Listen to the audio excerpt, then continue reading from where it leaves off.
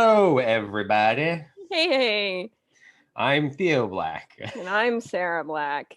and we're here to talk about new movies, or at least relatively new movies. For this month, anyway. Yeah, for this month, and new movies for this year, starting with The Vast of Night, which actually came out earlier this year. Excuse me. Which actually came out earlier this year, but I wanted to watch it, but we never got around to it. And then now it's free on Amazon Prime. If you have a subscription. No, it's on Netflix. The Vast of Night. Yeah. I watched it on Amazon Prime. What are you talking about? Oh, it is on Amazon Prime. Yeah. Okay. I'm just crazy then. You're crazy. I thought it was one of the Netflix ones. It's not one of the Netflix ones. Okay, well, this is exciting tape. Anyways, The Vast of Night is directed by Andrew Patterson, which I don't think means much to people because I think this was his first time, and it stars Sierra McCormick and Jake Horowitz, and it is so the story is it's a small town. Jake Horowitz, who is Everett, it is the radio jockey. I don't know what the night guy. He works at night. It seems, not during the day. And Faye, who is the switchboard operator for the town, working for her mother because I don't know, I didn't understand that part of it. But anyway, she operates the switchboard. But Everett is the guy who we start off with him wandering into the... Yeah, it's quick and concise. You're doing great. Keep going. Anyways, Everett... They are in a small town in New Mexico.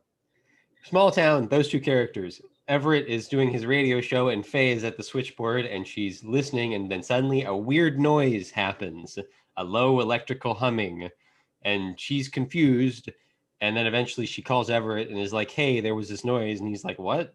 Have you ever heard this noise? And she plays it for him because it's also coming through on the switchboard, and he's like, no clue what that is. Let's play it and see what people say.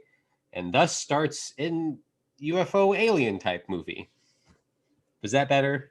That was better. And it takes place in the 50s, and yeah. And do they ever say like where, like New Mexico, right? Yeah, it's a small town, Cayuga or something. They Cayuga, I think. Cayuga, yeah, because they have the whole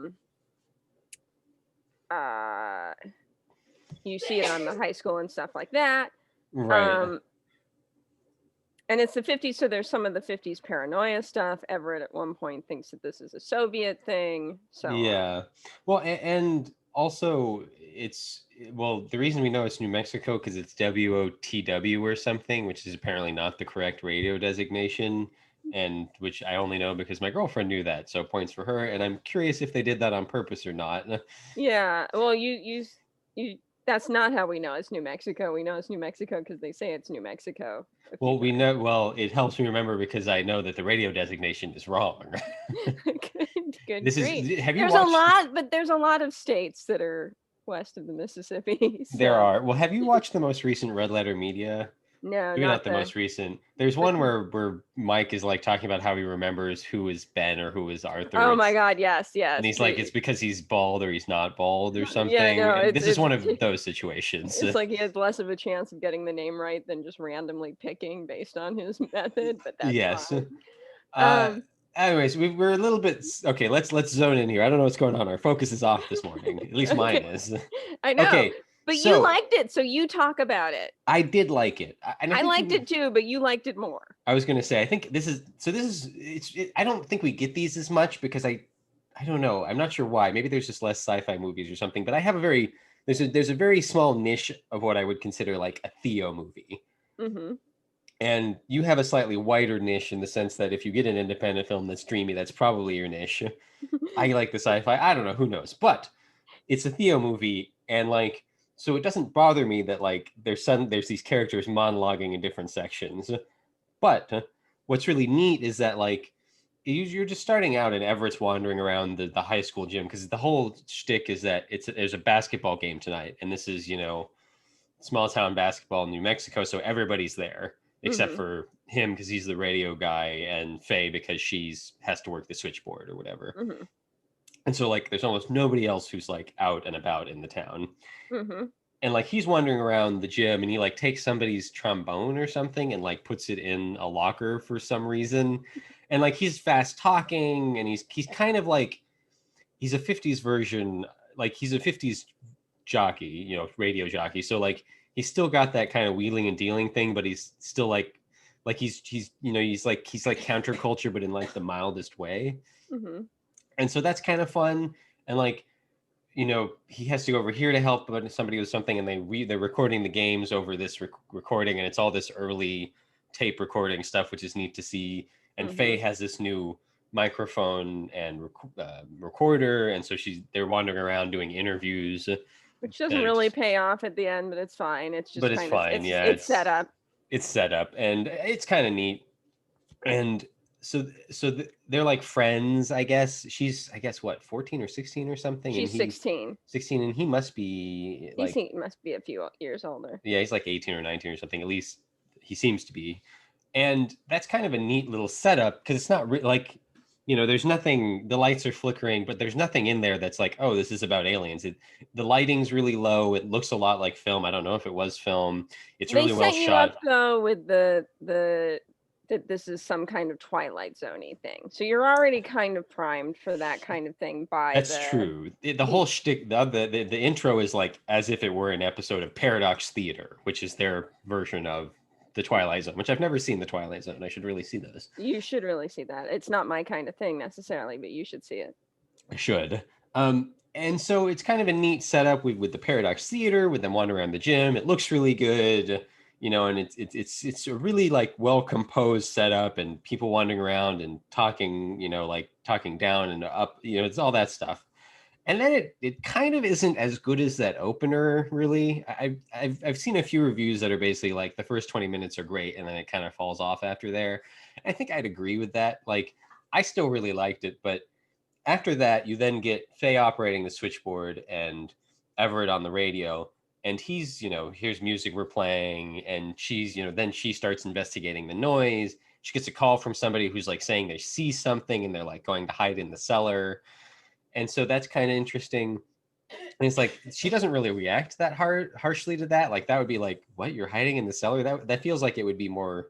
But I guess this is the 50s, so they're like, oh, just some people being weird, you know, who knows? Yeah. As we discussed, the 50s were a horrible, horrible time.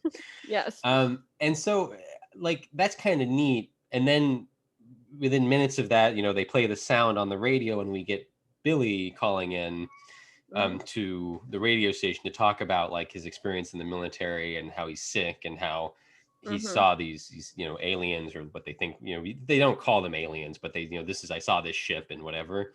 And like, it's just Billy talking on the radio. It's that problem where it's like, we're in a room, nothing is changing. We're just listening to someone monologuing. It's basically a play. It wasn't a play. Oh, Luna, it wasn't a play originally or anything, but it feels kind of like a play, or I think you called it a radio play. Yeah.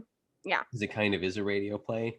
And like, she's like right next to the microphone, so she's just like, it's attack of the Luna monster. This cat will not be satiated. And so it's like, it's really fun. Like it's almost like a Lovecraft story, except as a movie, but not related to Lovecraft in any way. Because Lovecraft stories are always like, then I found in this diary this passage, and then it's the passage from the diary, and then I looked at this news article, and then it's the news article. Like this is Lovecraft done as a movie. And so kind of, but there is a tradition of the radio show movie. There is. Like we've seen Pontypool's the one I usually think of. It's zombie movie where he's a radio jockey. Yeah. I mean, we've definitely seen it that kind of thing before. Yeah, I'm kind of going the long way around of saying, like, even though it's just Billy narrating, and then later it's just this character Mabel narrating. I mean, they're not narrating; they're just their dialogue. It's like you're listening to a storyteller tell a story, and it's that whole, I mean, it's a caveman thing or something where you're like around a fire and you're listening to someone tell a story. Like it's that aspect, except that it looks pretty and everything's dark and it's not well lit, and I really appreciate that. So like, even though there's not a lot happening on screen, and I can understand why any number of people would be bored by that. I was just encapsulated by like, oh, and then what happened next? And your son? Tell me about it. Yeah. It's this is really, and it feels kind of, it's not really authentic or anything. This movie doesn't feel real, but like that aspect feels authentic, like really with alien stories. And, I'm somebody who wants to believe, but doesn't believe, like I enjoy the stories we have, even if I don't really, know there's no truth out there for me. Mm-hmm. This is what we have to go on, our stories in general. Only in recent years have there really been anything at all that seems to be some sort of video footage of something, right? If at all. So like right. it's somebody telling you a story, and you kind of just have to believe them. And go ahead. Oh no, finish your thought. And there's a whole part about in the telling of these stories, and this relates to real life. Like, these people aren't people you're going to listen to. Billy says like, well, people haven't listened to me because I'm Black. Mm-hmm. Mabel says people haven't listened to me because I was a single mother, with she didn't say that, but that she's a single mother. Billy explicitly says people don't listen to me because I'm Black. Mabel doesn't say that, Mabel, but she is a single mother, so there's obviously some subtext there. A single mother who had a child out of wedlock, and again, This is the 50s. And even, there's different things we realize later, and it almost seems to hit you on the head once you notice it, or at least it did for me, because I didn't notice it until later. But like, nobody ever keeps talking about how there's nobody listening to the radio because they're all at the game. Right.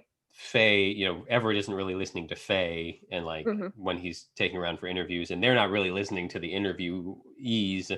And in the beginning, Everett's like talking to this lady at the gym. Right. There's like, this older woman who just keeps saying that no one's listening to her. She says it like 5 or 6 times. It's funny. Yeah, it's funny. And it's, I really like that those two things are connected. They're doing this sort of, it's all these stories. There's no evidence. There's no whatever. It's just people talking about their experience, and no one's listening to me, because that goes well, both because it's an alien story and nobody necessarily listens to people who talk about aliens, but also because it's like there's a famous couple, Betty and Barney Hill, who are like one of the more famous cases of saying they were abducted by aliens. And Barney was Black and Betty was white. And so as a mixed race couple in, I think, the 60s, were they the 60s or the 70s? I'll look it up real quick. Yeah. Like, people were less likely to listen to them, probably because like, oh no, they're mixed race. And people are stupid. But 61, so 60s. And so like there's some, it's not like, this isn't the deepest movie, this isn't the most complex thing, but it's just kind of nicely, like, it's not as simple as a Marvel movie or something in terms of like story structure and story, but it's not as complex as Black Bear or something. It's kind of in the middle there, and I just appreciate the way all these things weave together, and like, oh, that's fun, they did that well. Yeah, well, I agree with you. I liked it primarily because I like that kind of story, and it's not badly done. Yeah. I think it's interesting, the whole hearing thing, because I mean, it is, if you say you've been abducted by aliens, for the most part, people aren't going to believe you. Right. And that's just the way it is. Like, people will suspect there's some kind of psychological issue or so on. Or people will believe you, and there are people who just already believe in that kind of thing. So it's an interesting, I mean, I'm with you in that. I mean, we need evidence of things for a reason, but it's also interesting to me how often we're willing to just dismiss people's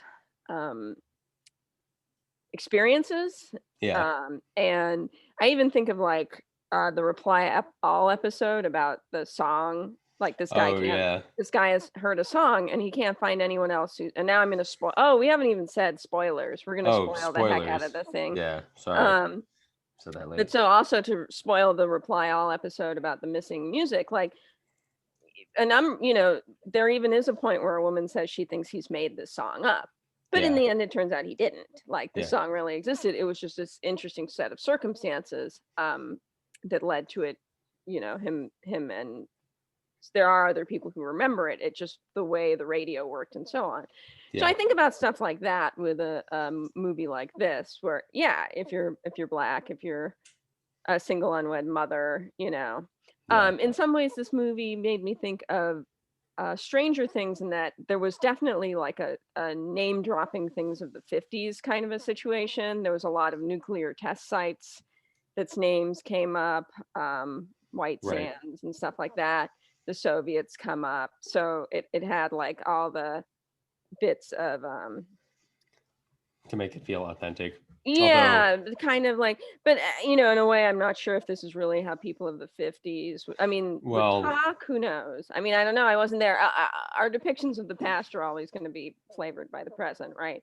I mean, I talk about this when we watch other movies where it's like the eyebrows are wrong. For, you know, this is the 60s pretending to be the 40s. well, It and definitely had a little bit of that feeling.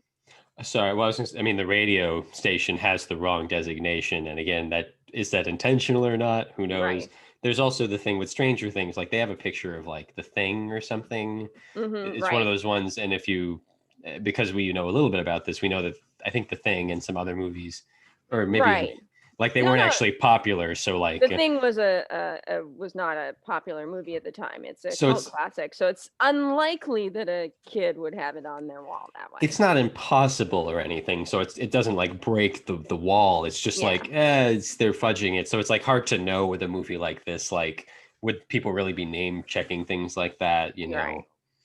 Right, and I mean, I certainly am less knowledgeable on the 50s than the 80s, so I would know even less. But you know, she had saddle shoes on and stuff like that. But then again, our you know, our mom had saddle shoes. You probably don't know what saddle shoes are because you're Theo. I know what they are because mom tells me about her shoes, because me and mom are both shoe people. Right. Okay, good, She good. bought a new pair recently and within the last 10 years because she Yeah, she wanted was to always have, complaining about how uncomfortable they were. And well, yeah. I mean, I've been saddle shoes were popular, so it's viable that a girl. It just was like, you know, and she had the big glasses on and stuff like that. So Well, yeah, and her uniform, her cheer uniform didn't look like uniforms I've seen in today's world. They looked like something from the 50s, and I mean, small town. I assume they had the money for that. Who knows? Whatever. but my main complaint about this was it was hard for me to follow because, and it's interesting because the next movie we watched was Sound of Metal, which was all about hearing loss or being hard of hearing or however we're putting it currently. Yeah. Um, and I, as someone with a who is hard of hearing, had trouble following the fast-paced, rapid conversation of Everett that just went on, and there was a lot of like setting world building in it. But Yeah. my brain, like, I'm trying to figure out what's relevant to the plot and what's just kind of giving us a mood and atmosphere. And this was one of the worst movies for me of like turning to my boyfriend and being like, so what are they talking about? Like, what's this a reference to? Wait, what did they mean? Like, I'm not normally that bad. I have my moments, especially at home. My attention will wander, but this was pretty bad as far as that goes. And then when you had the people giving their long stories, again, it was like listening. I don't like listening to fiction and I don't like radio plays very much because my attention wanders. And so that was happening with this. Other than that though, I mean, I liked it. I'm kind of with you. It's you know, it's not that complex. It's just a fun, you know, mood piece. It's something. Yeah. I don't It's, see any reason not to watch it. Like, yeah. Well, there's nothing egregious or offensive, or it was just, you know, and there's only so many alien movies, and you kind of see the ending coming a mile away. But I don't really care about stuff like that. yeah. Well, I had the same problem so I didn't get lost like you did. Now, caveat, I watch my movies with subtitles, and you don't, just because that's how I am, I guess. Both me and Jill tend to prefer that because it's just too easy to It's weird lose. because I watch a lot of foreign films where I'm reading subtitles the whole time, but when I'm watching something in English, I kind It's of not like to look at the picture. it's nice to pay attention to the picture more, but like it's not too hard to do that and read the subtitles. And I often am like not really reading the subtitles, but like for this movie, there was this point where I was reading the subtitles and I'm like, oh, I haven't looked at the picture in like a minute because they're moving so fast. I can't keep track of I'm trying to make sure I keep track of the dialogue. So like I Hmm. never got lost. So I don't know, maybe Yeah. I was just in tune on this one, or I don't know, Hmm. whatever. But there was I'm gonna go back. You were talking about not being listened to, and the thing with Mabel and like how people sometimes think alien, people who talk about being abducted are crazy. Like Everett thinks Mabel is crazy. Like he Hmm. leaves and doesn't take the things she said, the writing, like Yeah. so like he thinks she's crazy, which is how like a lot of people might react to her story or alien stories in general, even though Hmm. later at the end of the movie they are abducted. Right. Which is, it's coming from a mile away. And again, this is where it's like it's kind of simple, kind of not. It's simple, but not super simple. But then like the ending is kind of like exactly what you expect it to be, where they get abducted by aliens, and it's like, well, I didn't mind that. I like a good simple story. yeah. Like John Carpenter is always my example. Like I feel like he always has like a super simple story that he just goes deep on. You like simple offbeat stories, I think, because Yeah, like I you don't mean, like superhero movies, and those are really simple. yeah, but what I like is John Carpenter usually invests depth in like the characters or Yeah. something like that. Marvel movies, I don't know where the depth is. Like It I depends wouldn't on the call the movie. Marvel movies simple the way a John Carpenter film is. It's different. It's different. I can give you one line setups for most of John Carpenter films right off the bat. It'd take me time to come up with like what's the simple one line explanation or setup for Thor 3. Like I'm sure you Yeah. can come up with it, but it'll take you a little time. Yeah. No, but like I getting back to this movie, yeah, no, I think you're right. It's simple, but it's not. It's still, to I me, wish it's it had off. gone deeper into the characters or gone deeper into the aliens or gone deeper into something, and instead there was a lot of talk and people telling stories, and it's not bad, it's just not that's where it fell short for me. That's what kept it from being like, oh, you've got to go see this movie or It's a stream it in your heavier house on Amazon Prime apparently. it's a heavier plot movie. I tend to like movies that are heavier on the plot than you, which may actually also explain the Marvel movie thing, just some of why I like them more than you. But I tend to like movies that are heavier on the plot or that are heavier on the machinations. I Hmm. like thrillers. Sorry, my girlfriend's being silly. I like thrillers and my noir movies, and some of those are like it's about the plot of like we're going from here to here or whatever, and Hmm. like there isn't as much character in that, but it's interesting. Like it's that thing where like so every movie of this genre of this style has the same story, right? Every Right. superhero movie, every thriller movie, every Right. whatever movie, right? But when you watch them, you see the slight deviations in like the Right. plot and the characters. So like even though there's been 20 something Marvel movies, I've seen them all, but I forget what the number is. Like there are deviations in the Yeah. characters, whatever. So they're not all the same movie exactly.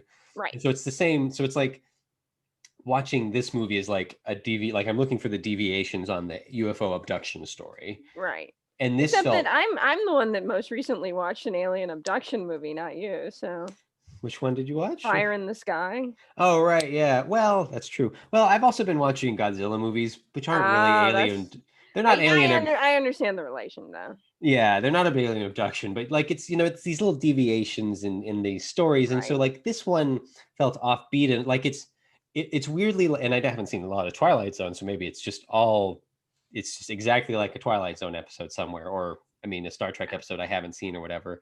So like there's just enough deviations in that plot, Mm-hmm. and like how we're getting there, and the fact that the plot actually just stops for these monologues is kind of interesting. Like Mm-hmm. I was explaining this when we were watching it, this is probably my last thought on it, but it wasn't, you were talking about how your mind would wander, but you weren't really bored. And it's like, well, yeah, this movie to me wasn't boring in general. I mean, that's a blanket phrase, and I'm sure people could get bored by it, but it does drone on in Right. sections where you have those monologues or you just have people running down the street and you're like, all right, they're just running down the street. But for me, it's interesting that they do stop the plot, and then the plot becomes this more insular narrative within the actual monologue. So we're in a larger story and now we're in a smaller story, and there's a Mm-hmm. plot in that smaller story. So Yeah. like that was interesting to me to do that, to deviate the plot that way. I Anyways, mean, it's funny. I like that in books. Like Murakami does that a lot.